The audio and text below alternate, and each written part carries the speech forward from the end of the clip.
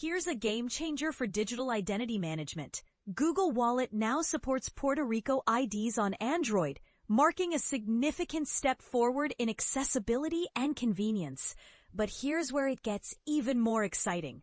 This update brings the total number of supported states and territories to 11, joining the likes of Arizona, Arkansas, California, Colorado, Georgia, Iowa, Maryland, Montana, New Mexico, and North Dakota.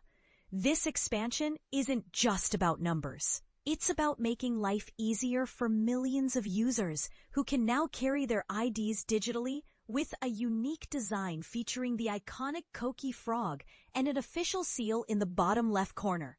And this is the part most people miss. The setup process is surprisingly straightforward yet secure.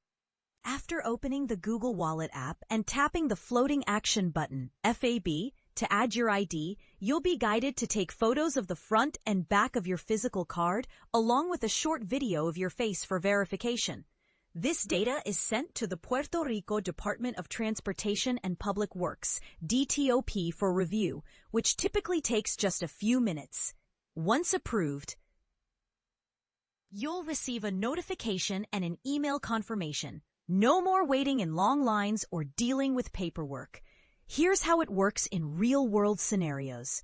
When you need to share your ID, simply tap on the reader or scan your QR code. But here's the controversial part. While your personal info remains private until you choose to share it, some users might still feel uneasy about the level of data being requested. Google addresses this by allowing you to review and control exactly what information is shared, ensuring you're always in the driver's seat. Plus, your ID is shared securely via Bluetooth, so you never have to hand your phone to anyone. For added security, you'll verify your identity using your face, fingerprint, password, or PIN. Here's a bold statement.